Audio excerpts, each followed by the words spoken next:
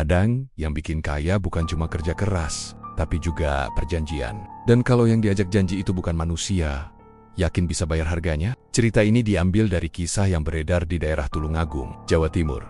Tentang seorang pengusaha bernama Pak Munir, pemilik pabrik rokok yang sukses dalam waktu sangat singkat. Tapi di balik kesuksesan itu, tersimpan rahasia yang bikin bulu kuduk berdiri. Sebelum lanjut ke ceritanya, jangan lupa subscribe channel Mystery Story, tekan tombol like jika kalian suka dengan ceritanya. Dan silakan tulis di komentar jam berapa dan dari kota mana Anda menonton, dan pastikan tonton sampai selesai karena setiap detiknya penuh misteri yang belum pernah terpecahkan. Malam itu, suasana di kampung pinggiran Tulungagung terasa lebih sunyi dari biasanya. Udara lembab, langit kelabu tanpa bintang, dan suara jangkrik terdengar sayap-sayap di kejauhan. Pak Munir baru saja pulang lembur dari pabrik rokok kecil tempatnya bekerja. Tubuhnya lelah, bajunya bau tembakau, tapi wajahnya tetap tenang.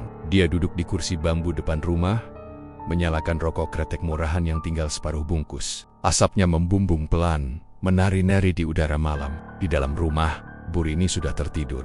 Hanya lampu minyak kecil yang menerangi teras, cahayanya kekuningan dan redup. Sesekali terdengar suara ayam yang gelisah di kandang belakang. Pak Munir menatap kosong ke jalanan sepi. Dalam hati, dia mikir betapa beratnya hidup. Gajinya sebagai buruh pabrik nggak seberapa, padahal anaknya 2 orang lagi sekolah. Gaji segini terus, kapan bisa punya rumah sendiri? Gumamnya pelan sambil menghembuskan asap rokok. Sudah bertahan-tahan dia kerja di pabrik itu. Dari pagi sampai malam, tangannya terus bergelut dengan tembakau. Melinting, membungkus, menimbang, tapi hidupnya nggak pernah berubah. Gajinya habis buat bayar listrik, beras, dan biaya sekolah. Kadang, kalau Bu Rini lagi sepi pembeli di pasar, mereka cuma makan tempe dan sambal. Malam itu sebenarnya biasa saja, tapi entah kenapa suasananya terasa aneh. Angin berhenti bertiup, daun pisang di belakang rumah tiba-tiba diam seolah waktu berhenti. Api di ujung rokok Pak Munir padam begitu saja, padahal belum separuh. Dia kaget, menatap rokok di tangannya, lalu menyalakan lagi pakai korek.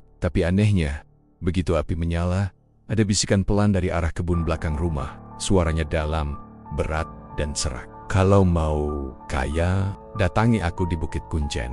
Malam Jumat Kliwon. Pak Munir langsung terdiam. Jantungnya berdegup kencang. Dia menoleh ke arah kebun, tapi yang terlihat cuma bayangan gelap pepohonan pisang. Lampu di teras bergetar pelan, seperti ditiup angin dingin. Bulunya merinding, tapi kakinya terasa berat buat berdiri. Suara itu begitu jelas, seolah seseorang berbisik tepat di telinganya. Dia buru-buru buang rokok, berdiri, lalu masuk ke rumah. Tangannya sedikit gemetar saat menutup pintu. Di dalam, Bu Rini terbangun setengah sadar. "Pak, ada apa?" tanyanya pelan. Enggak ada apa-apa, cuma kaget suara tikus," jawabnya cepat, padahal hatinya gelisah. Malam itu dia nggak bisa tidur, matanya terbuka sampai hampir subuh. Di kepalanya, suara itu terus terulang, seperti gema yang nggak mau hilang. "Datangi aku di Bukit Kuncen." Suaranya seolah memanggil dari tempat jauh. Esoknya, Pak Munir berangkat kerja seperti biasa, tapi pikirannya melayang-layang. Di tengah suara mesin dan aroma tembakau di pabrik, dia terus ingat kata kota malam itu. Bukit, tempat itu memang terkenal angker. Dulu waktu kecil, dia pernah dengar cerita, katanya di sana banyak makam kuno dan sering muncul cahaya aneh tiap malam Jumat Kliwon. Beberapa teman kerjanya bahkan pernah bilang kalau ada orang yang hilang di sana. Tapi herannya, orang-orang yang pernah datang ke bukit itu biasanya hidupnya berubah. Ada yang mendadak kaya, ada juga yang tiba-tiba punya usaha besar. Masyarakat cuma bilang, itu mah urusan pesugihan. Sore hari, saat istirahat kerja, Pak Munir duduk bareng teman lamanya Suro. Mereka ngobrol sambil minum kopi hitam. "Mun, kamu kelihatan gak enak badan, kenapa?" tanya Suro. Pak Munir menghela napas panjang. "Entah ya Ro, aku kayak dengar suara aneh tadi malam. Nyuruh aku datang ke Bukit Kuncen." Suro langsung berhenti minum. Matanya melebar. "Loh, kamu yakin? Jangan main-main, Mun. Itu tempat gak beres." Banyak yang nyesel. "Tapi suaranya jelas banget, Ro. Aku juga bingung, ini cuma halusinasi atau gimana." Tapi sejak itu, kepalaku kayak nggak tenang. Suro menepuk bahunya. "Udahlah Mun, jangan pikirin yang aneh-aneh. Mending kamu istirahat. Kadang kalau orang capek, pikirannya bisa main sendiri." Pak Munir mengangguk. Tapi dalam hati rasa penasarannya makin besar. Dia nggak tahu kenapa.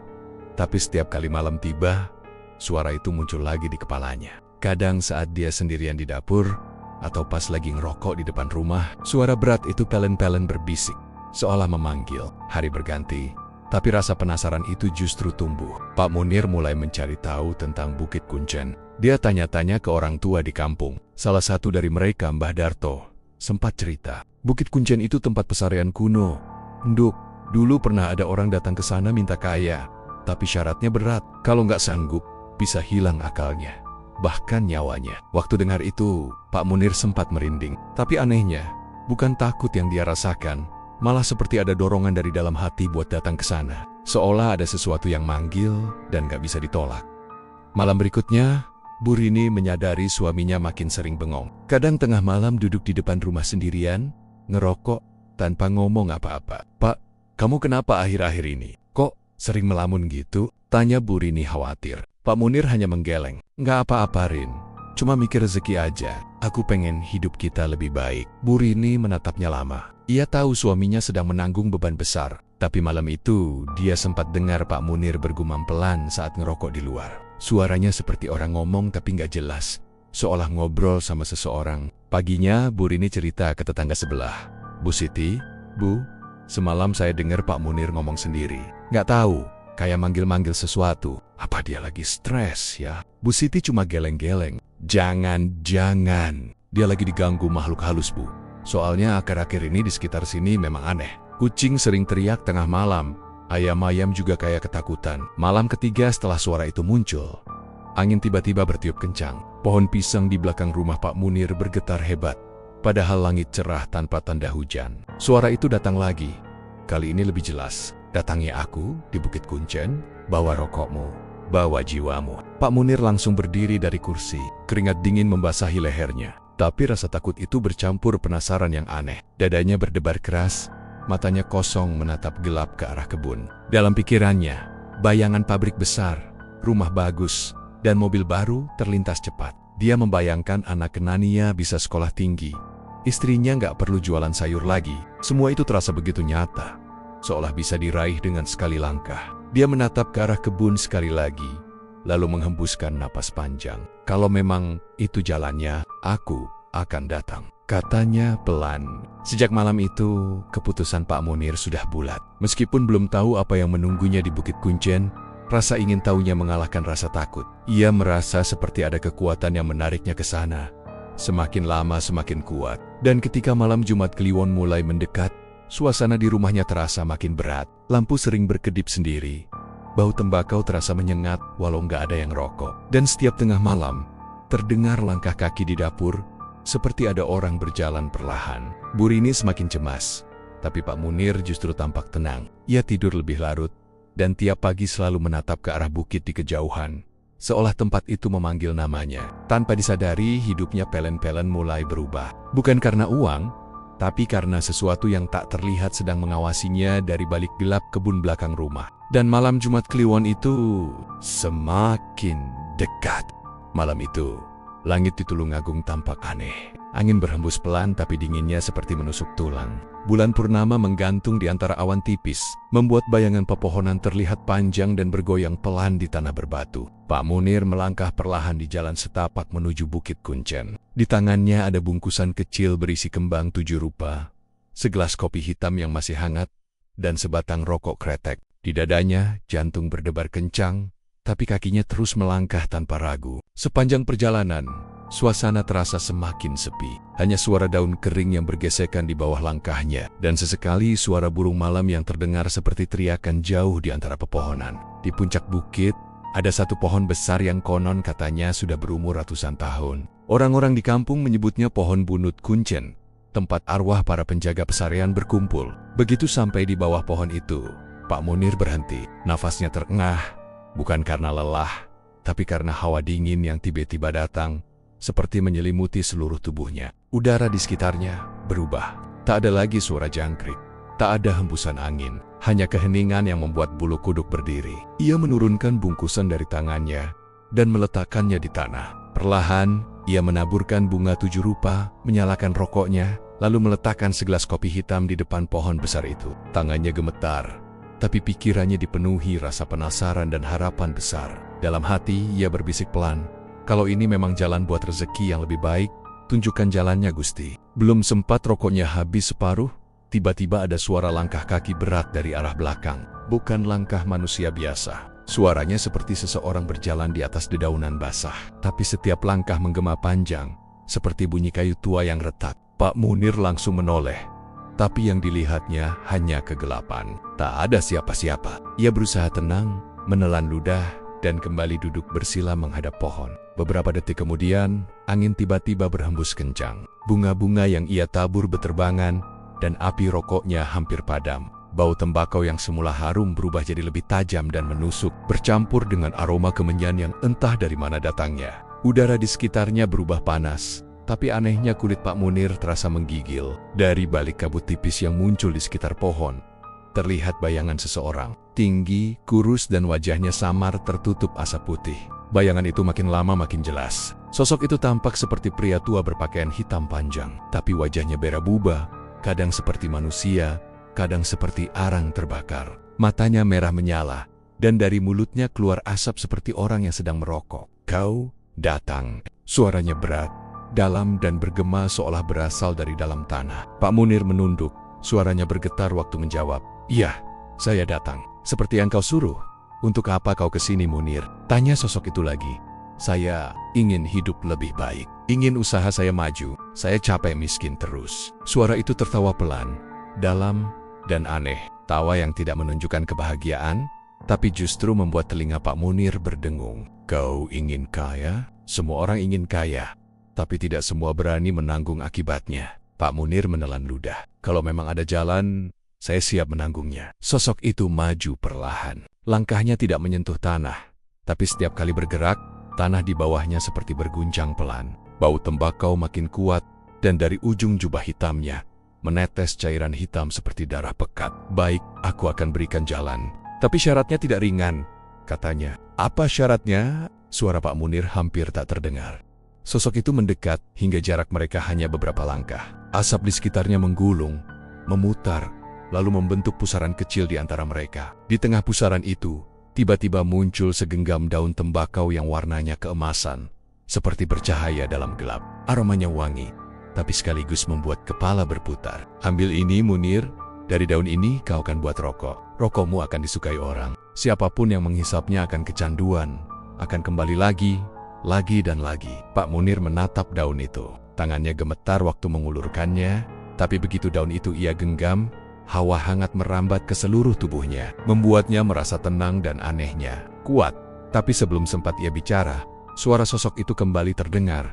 Kali ini lebih berat. "Tapi ingat, kekayaan tidak gratis. Setiap bulan, bakar 1 nyawa di ruang pengeringanmu. Itulah bayarannya. Kalau kau ingkar, api yang sama akan membakar jiwamu sendiri." Pak Munir membeku. "S1 nyawa?" Suaranya parau. "Maksudmu manusia?" Sosok itu tertawa lagi, kali ini lebih keras. Suaranya bergema ke seluruh bukit, membuat daun-daun berguncang. "Aku tidak peduli dari mana nyawanya. Bisa ayam, kambing, atau manusia, tapi darahnya harus mengalir. Itulah yang membuat tembakaumu hidup." Sebelum Pak Munir sempat bertanya lagi, sosok itu perlahan memudar, lenyap bersama asap tembakau yang menebal di udara. Bau hangus tertinggal, seperti tembakau yang terbakar setengah matang. Pak Munir terpaku. Tubuhnya dingin, tapi keringat membasahi punggung. Ia menatap sekeliling, sunyi, gelap, dan hanya terdengar suara jangkrik kembali berdendang. Di tanah, di tempat sosok tadi berdiri, tersisa segenggam daun tembakau keemasan. Ia memungutnya pelan. Aromanya masih sama, harum dan memabukkan. Ia memandangi daun itu lama, lalu memasukkannya ke dalam saku bajunya. Saat hendak berdiri, tiba-tiba dari arah pohon bunut terdengar suara lirih seperti bisikan. "Ingat janjimu, Munir." Tubuhnya langsung lemas. Ia lari menuruni bukit tanpa menoleh ke belakang. Setiap langkah seperti diikuti bayangan, seolah ada sesuatu yang mengintai dari balik pepohonan. Kadang dari kejauhan, ia merasa melihat sekelebat cahaya merah kecil, seperti bara rokok yang menyala di udara. Begitu sampai di kaki bukit, nafasnya tersengal-sengal. Kakinya kotor penuh lumpur, tapi ia tidak peduli. Malam itu juga, ia langsung pulang. Saat tiba di rumah, jam menunjukkan pukul 2 lewat sedikit. Burini sempat bangun dan kaget melihat suaminya datang dalam keadaan kusut. "Pak, dari mana aja? Kok basah kuyup gitu?" tanya Burini khawatir. "Nggak apa-apa, Rin. Cuma mampir ke tempat teman," jawab Pak Munir cepat, berusaha menenangkan diri. Burini mau bertanya lebih jauh, Tapi melihat wajah suaminya pucat dan matanya kosong, ia memilih diam. Setelah mandi seadanya, Pak Munir duduk di kursi ruang tamu. Ia mengeluarkan daun tembakau itu dari sakunya. Anehnya, daun itu tidak berubah. Masih segar, warnanya keemasan, dan aromanya malah semakin kuat. Ia pegang pelan, dan entah kenapa daun itu terasa hangat, seperti masih hidup. Malam itu, ia tidak bisa tidur. Setiap kali memejamkan mata, suara berat itu muncul lagi di telinganya. Setiap bulan, Setunayawa, ia menatap daun itu lama-lama sampai fajar tiba. Saat cahaya matahari pertama menyentuh jendela rumahnya, daun itu terlihat seperti tembakau biasa. Tapi Pak Munir tahu, ada sesuatu yang berbeda. Ia tahu, malam itu hidupnya sudah berubah. Ia sudah mengikat janji yang tidak bisa dibatalkan. Dan di luar rumahnya, di kebun belakang, terlihat sekelebat bayangan hitam berdiri diam di antara pepohonan pisang, menatap ke arah rumah Pak Munir, seolah memastikan bahwa janji itu akan ditepati.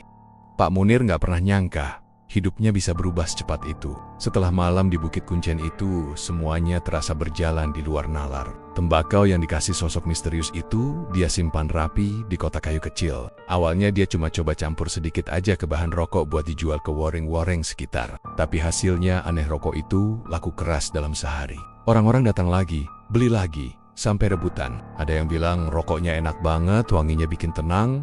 Ada juga yang bilang, sekali nyoba, nggak bisa pindah ke merek lain. Dari situ, Pak Munir mulai yakin kalau tembakau itu bukan tembakau biasa. Dalam waktu singkat, uangnya mulai ngumpul. Dari yang tadinya cuma buruh dengan penghasilan pas-pasan, sekarang dia bisa nyewa tempat kecil buat produksi sendiri. Istrinya, Bu Rini, awalnya senang banget lihat suaminya semangat dan rezekinya lancar.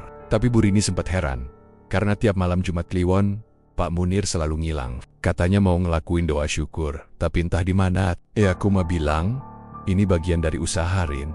Biar usaha kita nggak mandek. Lama-lama, nama rokok Munir Kretek makin terkenal. Banyak kios minta suplai, dan para pelanggan bilang rasanya beda dari rokok biasa, lebih kuat, lebih nikmat, tapi juga bikin candu aneh. Banyak perokok yang bahkan rela datang langsung ke rumah Pak Munir cuma buat beli. Beberapa di antaranya bahkan terlihat aneh.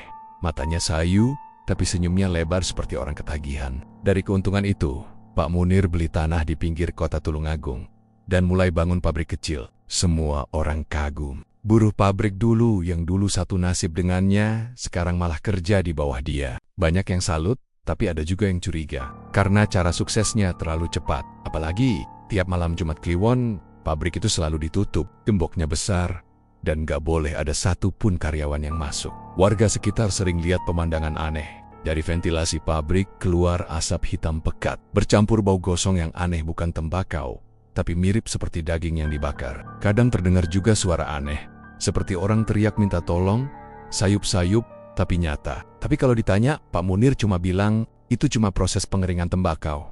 Wajar baunya begitu. Suatu malam, salah satu karyawannya, Sardi, yang udah lama curiga, iseng mengintip dari celah pagar besi pabrik waktu malam Jumat Kliwon. Di dalam, ia lihat cahaya merah dari tungku besar. Tapi anehnya, di sekeliling tungku itu, ada bayanggen-bianggen hitam bergerak seperti manusia, tapi bentuknya nggak jelas. Mereka berputar, seolah menari di sekitar api. Sardi ketakutan, langsung lari pulang, tapi sejak malam itu, dia jatuh sakit. Tubuhnya demam, matanya melotot, dan mulutnya cuma bisa menggumam pelan, daging dibakar. Sampai akhirnya meninggal 3 hari kemudian.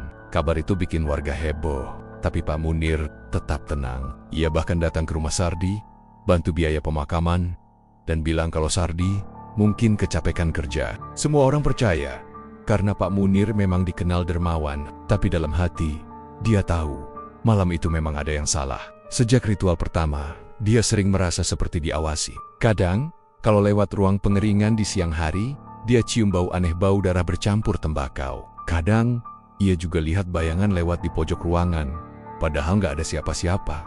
Bu Rini mulai curiga, suaminya sering melamun, matanya makin cekung, tapi uang makin banyak. Mas, kamu tuh kenapa akhir-akhir ini beda? Kayak ada yang kamu sembunyiin? Tanya Bu Rini suatu malam. Pak Munir diam, hatinya gelisah, tapi dia cuma jawab singkat, nggak ada apa-apa, Rin. Aku cuma capek. Tapi dalam hatinya, ada rasa takut, karena ia ingat pesan sosok di Bukit Kuncen waktu itu. Setiap bulan, bakar 1 nyawa di ruang pengeringanmu. Awalnya, Pak Munir berusaha pura-pura nggak dengar. Tapi 2 minggu setelah produksi pertama, pabriknya mendadak bermasalah. Mesin pengering rusak, tumpukan tembakau busuk, dan salah satu pembelinya tiba-tiba jatuh sakit keras setelah merokok. Semua itu terjadi di minggu yang sama. Pak Munir panik.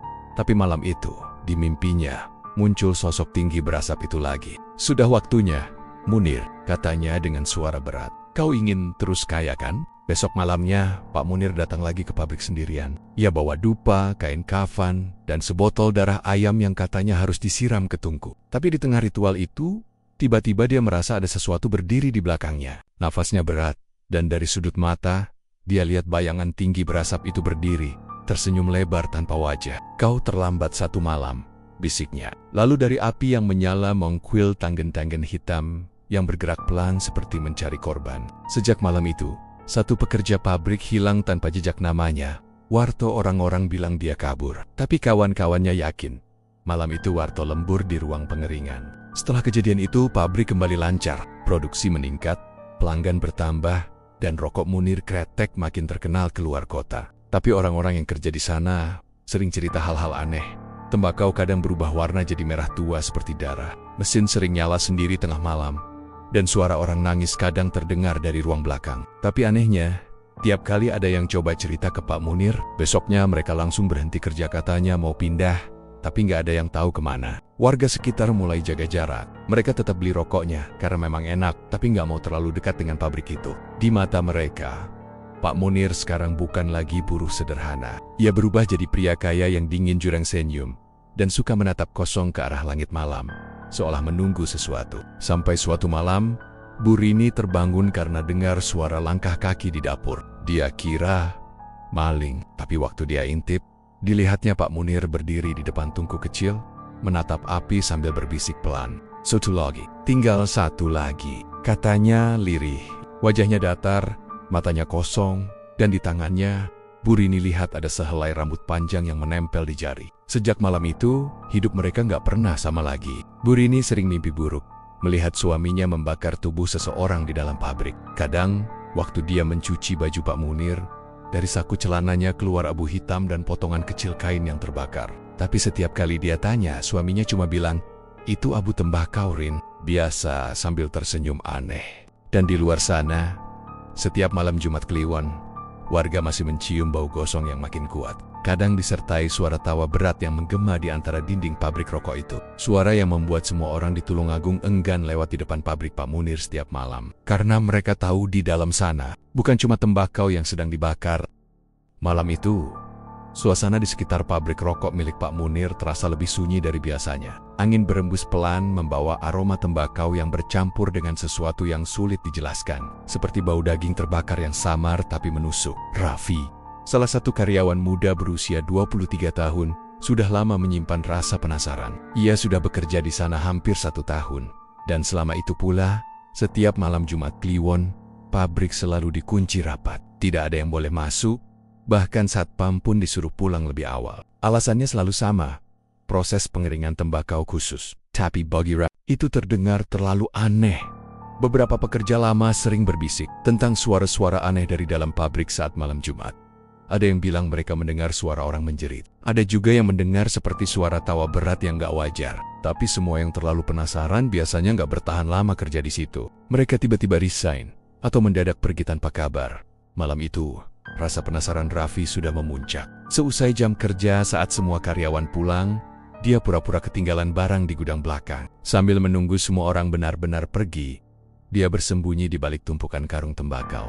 Lampu di luar pabrik mulai dimatikan satu persatu, sampai akhirnya hanya tersisa cahaya remang dari ruang pengeringan di sisi timur. Dari tempatnya, Raffi bisa dengar suara langkah kaki Pak Munir masuk ke ruang itu. Pelan, berat, dan teratur, detik demi detik berlalu. Hanya suara jangkrik yang terdengar. Sampai tiba-tiba, terdengar suara berbisik pelan, seperti doa yang dibaca terbalik. Suara itu dalam dan serak, membuat bulu kuduk Raffi berdiri. Ia mengintip lewat celah pintu kayu, dan saat itulah jantungnya serasa berhenti berdetak di dalam ruangan itu. Pak Munir berdiri tanpa mengenakan baju. Tubuhnya berkeringat meski udara malam dingin. Di tangannya ia memegang sebatang rokok kretek besar, jauh lebih besar dari ukuran biasa. Dan anehnya, ujungnya menyala sendiri tanpa disulut api. Cahaya merahnya memantul di wajah Pak Munir yang tampak kosong, Matanya melotot ke arah tungku besar di depannya. Di lantai, Raffi melihat sesuatu yang membuat darahnya membeku tubuh seorang karyawan lain. Darto terbujur kaku. Matanya terbuka lebar, seolah baru saja menjerit sebelum mati. Rokok di tangan Pak Munir perlahan mengeluarkan asap tebal. Dan dari tubuh Darto muncul kabut tipis berwarna hitam. Kabut itu naik pelan, lalu terserap ke deretan daun tembakau yang tergantung di atas tungku. Asapnya berputar seperti mengikuti perintah tak terlihat, lalu menetes jadi cairan merah gelap di ujung daun. Aroma tembakau bercampur darah memenuhi udara, dan suara berat itu terdengar lagi. Kali ini lebih jelas. Bagus Munir, teruskan. Darahnya harus jadi bagian dari rokokmu. Raffi menutup mulutnya, menahan teriak. Kakinya gemetar, tapi dia nggak berani bergerak. Jantungnya berdebar kencang sampai hampir pingsan. Sosok di belakang Pak Munir mulai terlihat samar-samar. Tingginya hampir 2 meter, tubuhnya diselimuti asap tebal, dan matanya merah menyala. Setiap kali makhluk itu bicara, api di tungku bergetar seolah tunduk padanya. Raffi pelan-pelan mundur, berharap bisa kabur tanpa suara. Tapi tiba-tiba, lantai kayu tempat dia berpijak berderit pelan. Krek, suara kecil itu cukup untuk membuat kepala Pak Munir menoleh cepat. Tatapan matanya kosong, tapi senyumnya perlahan muncul. Siapa di sana? Suaranya pelan tapi dalam, membuat Raffi membeku di tempat. Ia berusaha menahan napas, tapi tiba-tiba makhluk berasap di belakang Pak Munir menoleh juga. 2 mata merah itu menatap langsung ke arah tempat Raffi bersembunyi. Ada satu lagi yang ingin melihat. Ambil daya. Suara makhluk itu bergema seperti ribuan bisikan di telinga Raffi. Panik. Raffi langsung lari sekencang mungkin keluar dari gudang. Tapi langkahnya berat, seperti lantai tiba-tiba lengket. Dari belakang terdengar suara Pak Munir tertawa kecil. Dan suara itu berubah jadi gema aneh yang menggema di seluruh ruangan. Lampu-lampu pabrik berkedip cepat, satu persatu padam, menyisakan kegelapan total. Raffi terus berlari menabrak karung, jatuh, lalu bangkit lagi. Ia sempat melihat bayangan hitam melintas di dinding, bergerak cepat mendekatinya. Begitu berhasil keluar lewat pintu belakang, ia langsung menyalakan motor di parkiran. Tapi mesinnya nggak mau hidup, berkali-kali dicoba, tetap mati. Nafasnya terengah, tangannya gemetar. Di belakangnya, dari arah pabrik, terlihat cahaya merah yang makin besar, disertai suara seperti desisan ular bercampur tawa manusia. Lalu semuanya gelap. Keesokan paginya, pabrik tetap buka seperti biasa. Para karyawan datang, tapi heran melihat motor Raffi masih terparkir di tempat semalam. Helmnya masih tergantung di stang, tapi orangnya nggak ada. Mereka pikir Raffi mungkin tidur di dalam. Tapi setelah dicari seharian, nggak ketemu. Pak Munir tampak tenang, bahkan ikut bantu cari. Mungkin dia pulang ke rumah keluarganya di Trenggalek, katanya santai. Tapi yang bikin semua orang merinding, malamnya, salah satu buruh perempuan yang bertugas di bagian pengeringan menemukan sesuatu di belakang tungku. Sebuah kalung besi kecil, milik Raffi. Semua karyawan tahu itu, karena Raffi selalu pakai kalung itu setiap hari. Setelah kejadian itu, suasana pabrik berubah. Banyak yang mulai takut kerja malam, terutama di dekat ruang pengeringan. Beberapa pekerja bilang, kalau malam hari, suka terdengar suara langkah kaki berjalan pelan di lorong. Padahal semua orang sudah pulang. Ada juga yang bilang sempat mencium bau rokok terbakar padahal mesin sudah mati. Bahkan, ada yang mengaku melihat bayangan Raffi lewat di depan jendela, lengkap dengan baju kerjanya. Burini pun mulai merasa ada yang gak beres. Ia dengar kabar tentang Raffi yang hilang, dan waktu tanya ke suaminya, Pak Munir cuma jawab, anak itu mungkin kabur. Gak tahan kerja keras. Tapi nada suaranya datar, tanpa emosi. Saat Burini menatap matanya, ada sesuatu yang berbeda. Mata suaminya kini gelap, seperti kehilangan cahaya hidup. Beberapa hari kemudian, polisi datang ke pabrik. Mereka cuma tania-tania ringan, tapi nggak menemukan apa-apa. Semua berjalan normal. Namun sejak saat itu, setiap malam Jumat Kliwon, suara-suara dari ruang pengeringan makin sering terdengar. Warga sekitar bahkan sempat lihat bayangan seseorang di jendela lantai 2. Padahal katanya semua pekerja sudah pulang. Ada seorang satpam baru, namanya Sugeng, yang sempat berjaga malam di depan pabrik. Ia bersumpah, malam itu ia lihat sosok laki-laki berdiri di dalam ruang pengeringan, menatap keluar lewat kaca jendela. Mirip Raffi, Mas, tapi matanya hitam semua, kata Sugeng keesokan paginya sambil gemetar. Sejak malam itu Sugeng gak mau lagi jaga malam. Pabrik rokok Pak Munir tetap berjalan, tapi suasananya makin berat. Setiap kali ada pekerja baru, selalu saja ada yang keluar tiba-tiba setelah 1-2 bulan. Mereka bilang ngerasa diawasi. Kadang daun tembakau yang digantung tiba-tiba bergerak sendiri, seperti ada angin, padahal semua pintu tertutup. Kadang dari arah ruang pengeringan tercium bau darah yang sangat menyengat. Bikin mual. Pak Munir tetap berpura-pura tenang, tapi dalam hatinya, rasa takut mulai tumbuh. Karena setiap kali dia lewat depan ruang pengeringan itu, dia dengar suara pelan dari balik pintu. Suara yang ia kenal. Suara Raffi. "Pak, saya cuma lihat, Pak. Saya cuma pengen tahu." Dan malam itu, waktu semua orang sudah pulang, Pak Munir masuk ke ruang itu lagi. Lampu-lampu di dalam bergetar pelan. Di sudut ruangan, abu dari tungku membentuk bayangan menyerupai wajah Raffi yang menatapnya dengan mata kosong. "Sudah kau ambil satu lagi?" bisik suara berat dari balik asap. "Jangan berhenti, Munir, atau kau yang akan dibakar selanjutnya." Pak Munir hanya bisa berdiri terpaku, dengan tangan gemetar, menatap abu yang perlahan berubah jadi senyuman aneh di tengah ruangan yang berbau tembakau dan kematian. Sejak beberapa bulan terakhir, Bu Rini merasa rumahnya sudah nggak sama lagi. Dulu, rumah kecil di pinggir sawah itu selalu ramai dengan suara tawa dan obrolan ringan antara dia dan suaminya, Pak Munir. Tapi sekarang, suasananya dingin, mencekam, dan sepi. Lampu sering dimatikan lebih awal, dan setiap malam, Bu Rini selalu mencium bau tembakau menyengat bercampur aroma amis seperti darah yang menempel di udara rumahnya. Pak Munir pun berubah. Dulu dia orangnya lembut, suka bercanda dan perhatian. Tapi sekarang, tatapannya sering kosong. Suaranya pelan tapi berat. Dan setiap kali Bu Rini menatap mata suaminya, ada sesuatu yang aneh di sana, seperti ada bayangan hitam berputar di dalam pupilnya. Kadang kalau malam, dia sering bicara sendiri di gudang belakang rumah. Suaranya terdengar seperti sedang membaca sesuatu.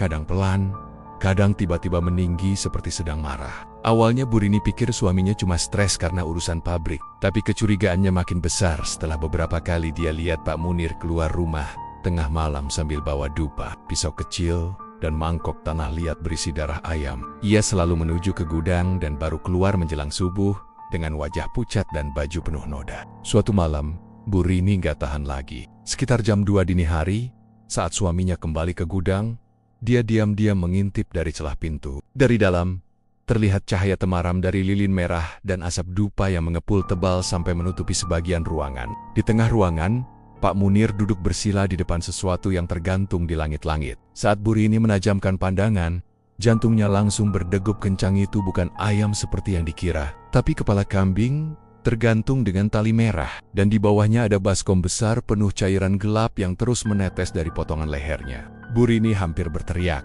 Tapi ia menutup mulutnya sendiri. Ia mundur pelan, tapi kakinya tanpa sengaja menendang kaleng kecil di lantai. Suaranya nyaring. Dari dalam gudang, Pak Munir langsung menoleh cepat. Matanya merah seperti bara api. "Rin." Suaranya berat dan bergema. Bu Rini ketakutan, langsung lari masuk ke rumah dan pura-pura tidur di kasur. Beberapa menit kemudian, Pak Munir masuk ke kamar dengan langkah berat. Bau amis dan dupa masih menempel di tubuhnya. Dia menatap istrinya lama, seolah tahu Bu Rini melihat sesuatu. Tapi dia nggak bilang apa-apa malam itu. Hanya diam, lalu rebahan di kasur, matanya terbuka lebar sampai subuh. Keesokan paginya, Bu Rini mencoba berpura-pura biasa. Tapi waktu dia ke gudang, pintunya sudah dikunci gembok besar. Dari bawah pintu masih keluar aroma busuk seperti darah yang basi. "Mas, sebenarnya kamu ngapain di sana setiap malam?" tanya Bu Rini pelan saat mereka sarapan. Suaminya berhenti makan, menatapnya lama, lalu suaranya berubah tajam. "Kamu nggak usah ikut campur urusanku, Rin. Semua ini aku lakuin buat masa depan kita. Buat rumah, buat anak kita nanti. Jangan ganggu aku kalau kamu nggak mau semuanya berantakan." Bu Rini terdiam, matanya berkaca-kaca tapi dia nggak berani melawan. Sejak saat itu, Pak Munir jadi lebih sering menyendiri. Kadang dia duduk lama di teras sambil ngerokok, tapi anehnya, rokoknya nggak pernah padam meskipun angin kencang. Asapnya selalu mengalir tebal ke arah gudang, seolah ditarik sesuatu. Malam-malam berikutnya makin aneh. Bu Rini sering terbangun karena mendengar langkah kaki berat di dapur. Seperti ada seseorang berjalan sambil menyeret sesuatu. Kadang dari arah belakang rumah terdengar suara seperti kambing mengembik pelan. Padahal mereka nggak punya ternak sama sekali. Bau tembakau bercampur amis semakin sering muncul. Kadang begitu kuat sampai bikin mual. Pernah suatu kali, saat dia cuci piring di dapur, dia lihat sekilas bayangan tinggi lewat di jendela. Padahal waktu itu tengah malam dan halaman kosong. Bu Rini mulai takut tinggal di rumah sendiri. Tapi tiap kali dia mencoba bicara dengan tetangga, mereka cuma diam. Semua orang tahu kalau sekarang Pak Munir bukan orang sembarangan. Pabriknya besar, uangnya banyak, dan siapapun yang kerja di situ hidupnya berubah drastis. Tapi di balik semua itu, gosip menyeramkan beredar pelan di kampung. Katanya, pabrik itu punya penunggu, dan tiap bulan selalu ada satu orang yang hilang atau meninggal mendadak tanpa sebab. Suatu malam, Bu Rini memberanikan diri buka gudang lagi saat suaminya tidur. Kunci gemboknya disimpan di lemari. Waktu dia berhasil membuka pintunya, bau busuk langsung menyeruak sampai bikin mata perih. Di dalam, lantainya berlumur darah kering. Ada dupa setengah terbakar, potongan kain putih penuh bercak merah. Dan di sudut ruangan, ada sesuatu yang diselimuti karung goni besar. Dengan gemetar, Bu Rini membuka sedikit karung itu, dan hampir pingsan ketika melihat isi di dalamnya sebuah patung batu menyerupai wajah manusia. Tapi matanya bolong, dan di dalam lubangnya menetes darah segar yang belum kering. Bu Rini menutup mulutnya sambil mundur pelan. Tapi tiba-tiba, dari arah patung itu terdengar suara lirih seperti bisikan. "Rini, kenapa kau lihat?" Suaranya pelan, tapi jelas. Bu Rini langsung menjerit dan lari keluar. Jatuh tersungkur di halaman. Teriakannya membangunkan Pak Munir yang langsung keluar dengan wajah marah. "Kamu ngapain ke sana? Aku udah bilang jangan pernah buka pintu itu," bentaknya sambil menarik Bu Rini masuk lagi ke rumah. Malam itu, pertengkaran besar terjadi. Suara teriakan mereka terdengar sampai tetangga sebelah. "Mas, kamu itu sebenarnya ngapain sih? Ini rumah atau tempat sembahyang setan?" teriak Bu Rini sambil menangis. Tapi Pak Munir malah membanting kursi dan berteriak lebih keras. "Kamu nggak ngerti apa-apa. Semua ini udah jadi perjanjianku. Kalau aku berhenti, kita semua habis, Rin.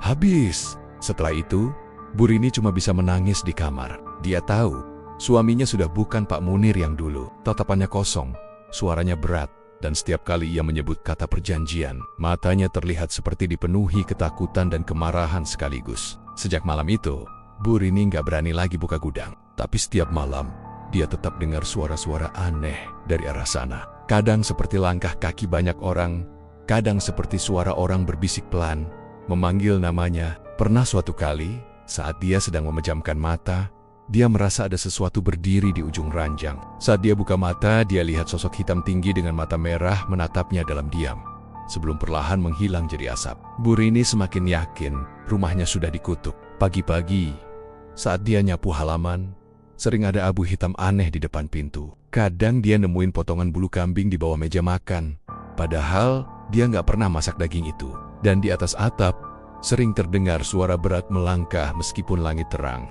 Tapi yang paling menakutkan, suatu pagi, waktu dia mencuci baju suaminya, dari saku celana Pak Munir jatuh sesuatu potongan kecil kuku manusia. Darahnya masih menempel. Bu Rini terdiam lama, lalu jatuh terduduk di lantai dengan wajah pucat. Ia akhirnya sadar, suaminya bukan lagi sekadar terikat dengan urusan bisnis atau pesugihan. Ia sudah menyerahkan sebagian jiwanya pada sesuatu yang jauh lebih gelap. Dan sejak hari itu, Bu Rini mulai berdoa setiap malam dengan air mata, sambil berbisik lirih, "Ya Allah, kalau suamiku sudah dijerat setan, jangan biarkan aku ikut terseret." Tapi dari arah gudang yang terkunci rapat, kadang terdengar tawa berat yang membuat semua doa Bu Rini terasa menggantung di udara, tanpa pernah sampai ke langit. Malam itu, api membakar pabrik rokok milik Pak Munir seperti kobaran neraka. Langit Tulungagung berubah merah pekat.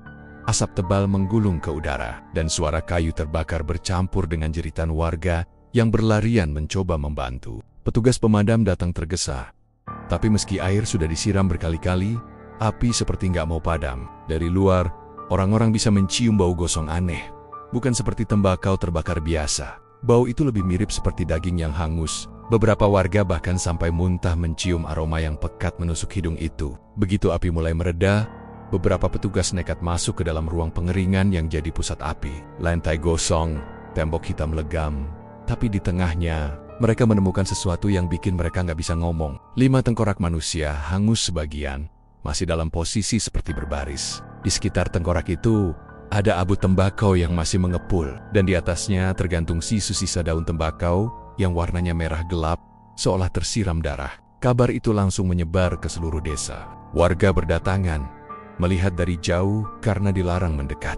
Tapi semua tahu, ini bukan kebakaran biasa. Api terlalu panas, terlalu lama, dan yang terbakar bukan sekadar kayu atau daun kering. Bu Rini yang waktu itu datang sambil menangis histeris, cuma bisa teriak-teriak mencari suaminya. Tapi Pak Munir berdiri di pinggir pabrik dengan wajah datar, matanya kosong menatap sisa bangunan. Saat ditanya oleh salah satu petugas, dia cuma bilang pelan, "Itu cuma bahan tembakau lama, mungkin kena percikan api."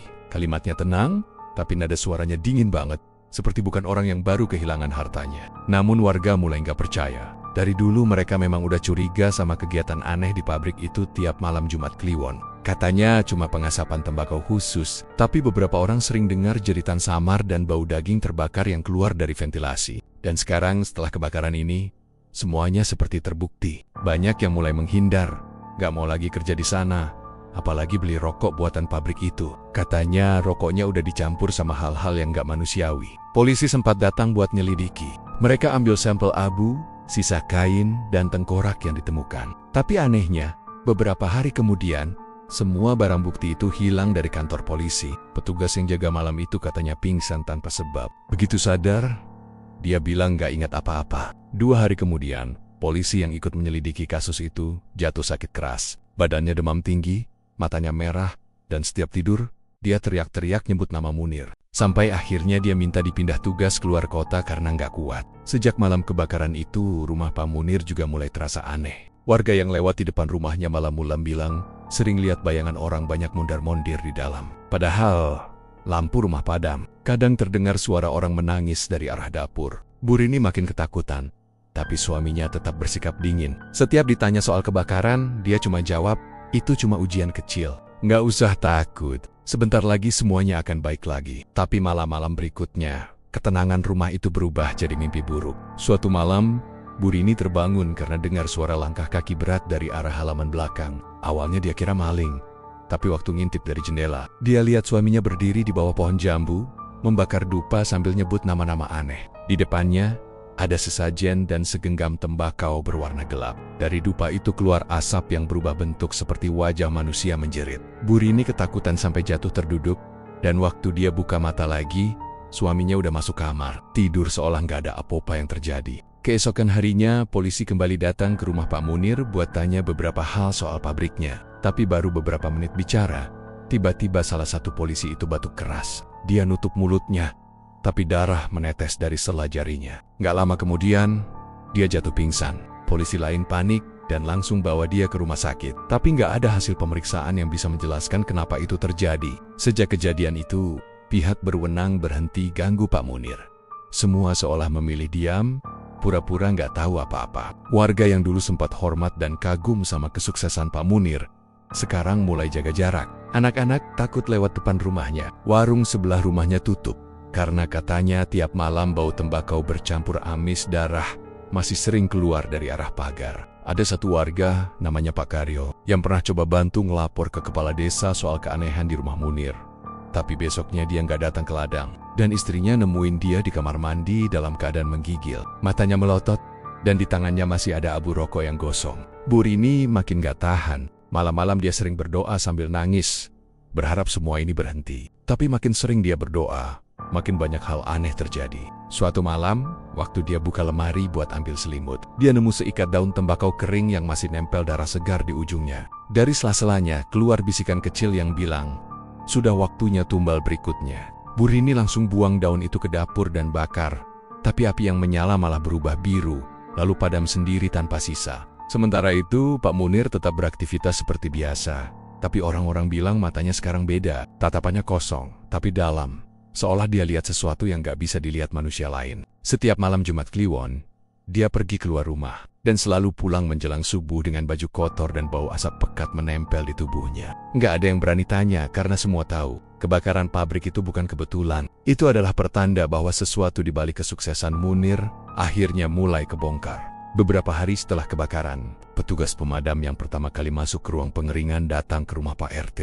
Wajahnya pucat, matanya cekung. Dia cerita sambil gemetar, kalau waktu dia lihat 5 tengkorak itu, dia sempat dengar suara bisikan dari arah lenggit-lenggit ruangan. Katanya, suara itu bilang, belum cukup, darahnya belum genap. Dan anehnya, waktu dia lihat ke atas, di antara daun tembakau yang tersisa, dia lihat bayangan seseorang menggantung terbalik.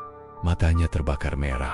Besoknya, petugas itu nggak kerja lagi dan pindah dari desa. Kabar demi kabar makin bikin warga yakin kalau pabrik itu tempat pesugihan. Tapi anehnya setiap kali ada yang berani ngomong terang-terangan, nggak lama mereka jatuh sakit atau kena musibah. Desa itu jadi sunyi dan penuh ketakutan. Sementara di tengah semua kepanikan itu, Pak Munir tetap hidup tenang. Seolah api besar tengkorak manusia, dan gosip warga nggak pernah terjadi. Tapi Bu Rini tahu, mata suaminya udah bukan milik manusia biasa. Dia tahu, kebakaran itu bukan cuma kebetulan, tapi peringatan dari sesuatu yang lebih gelap. Sesuatu yang belum selesai menagih janji.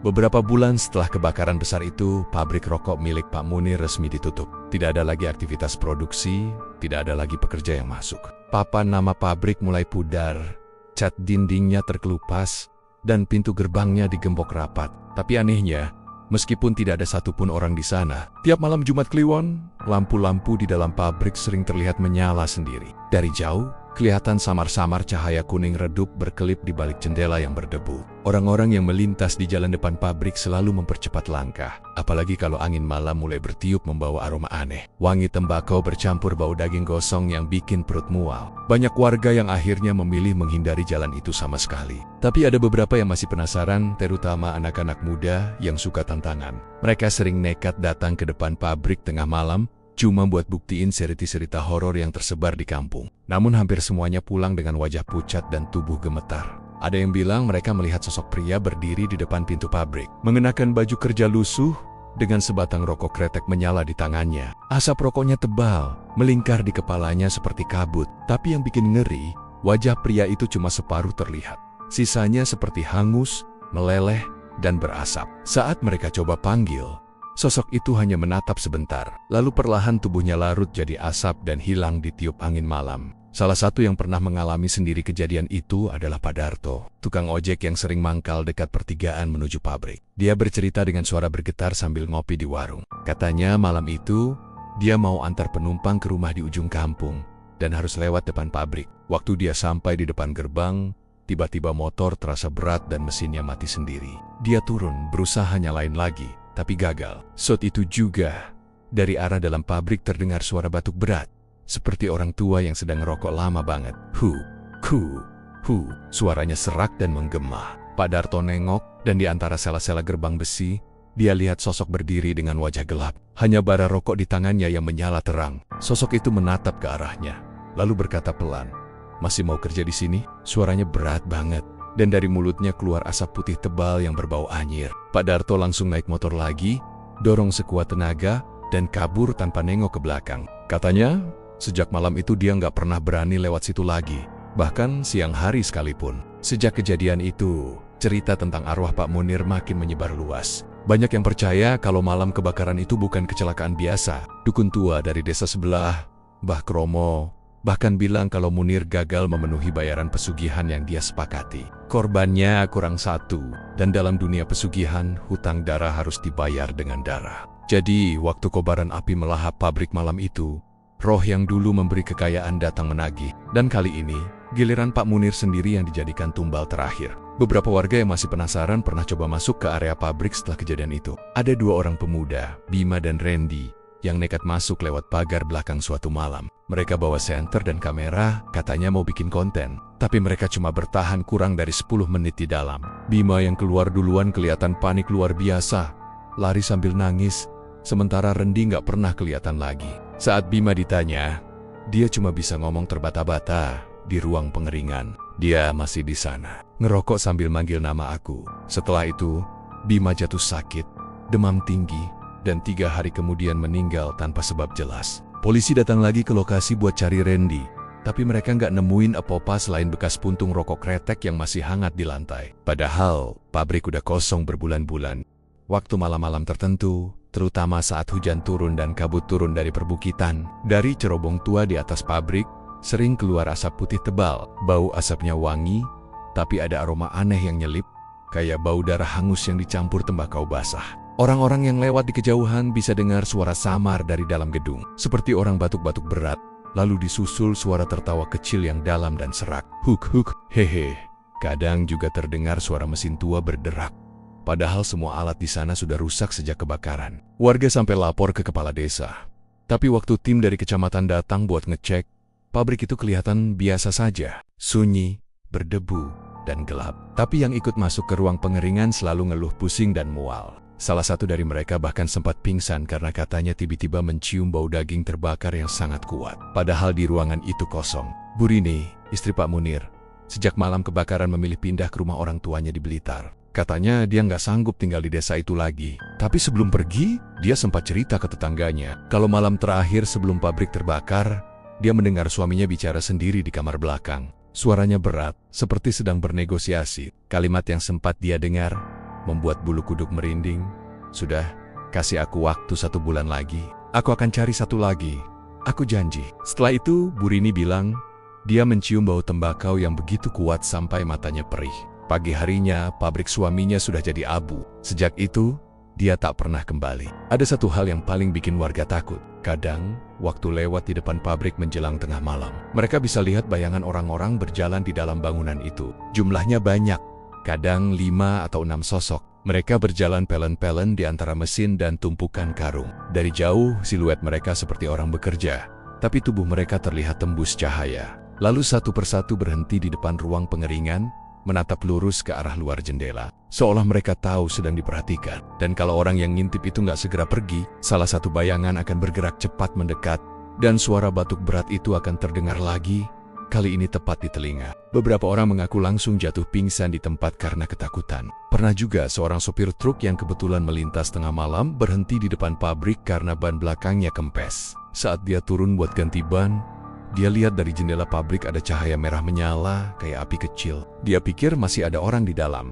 jadi dia panggil. Tapi gak ada yang jawab. Begitu dia deketin, lampu di dalam mati. Dan dari balik kaca muncul wajah gosong dengan mata menyala merah, menatap langsung ke arahnya. Sopir itu langsung kabur, ninggalin truknya sampai pagi. Waktu warga akhirnya sepakat buat musyawarah di balai desa, banyak yang usul supaya pabrik itu dibongkar aja biar tenang. Tapi setiap kali ada alat berat datang, pasti ada aja yang rusak. Kadang rantai bajanya putus, kadang operatornya jatuh sakit. Pernah juga, salah satu pekerja nekat coba mulai bongkar bagian atap. Tapi baru beberapa jam kerja, dia jatuh dari ketinggian tanpa sebab, lehernya patah di tempat. Sejak itu, nggak ada lagi yang berani menyentuh bangunan itu.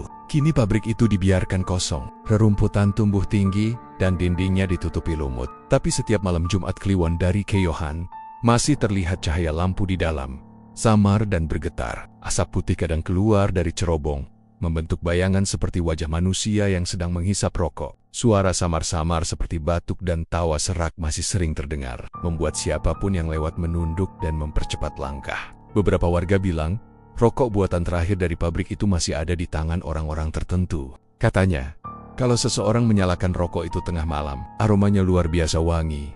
Tapi tak lama kemudian, dada akan terasa sesak, dan dari hidung keluar asap tanpa henti. Orang yang menghisapnya biasanya akan sakit keras atau hilang dalam waktu 7 hari. Dan sampai sekarang, nggak ada yang tahu siapa sebenarnya sosok yang masih menjaga pabrik itu. Arwah Pak Munir, atau makhluk yang dulu memberinya kekayaan. Rokoknya harum, tapi baunya kayak darah, kata salah satu warga yang lewat malam-malam sambil menatap ke arah bangunan tua itu. Lalu dia menunduk dan berbisik lirih. Kalau kau lihat asap keluar dari cerobongnya, jangan pernah menoleh ke belakang. Karena siapapun yang mencoba masuk ke pabrik itu setelah maghrib tak pernah kembali lagi. Terima kasih sudah menonton channel Mystery Story. Terus dukung channel ini dengan cara komen, like, share, dan subscribe. Mohon maaf jika ada kesamaan nama tokoh, tempat kejadian ataupun cerita, itu adalah kebetulan semata.